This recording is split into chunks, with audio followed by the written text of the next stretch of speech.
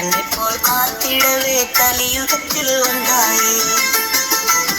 கண்ணான கண்ணா எங்கள் ஐயா வைகுண்ட சுவாமியே, எங்களை கண்ணை போல் காத்திடவே கலியுகத்தில் வந்தாயே. இரு கண்ணில் ஒரு பார்வை காந்தது நீதானே, இரு கண்ணில் ஒரு பார்வை காந்தது நீதானே.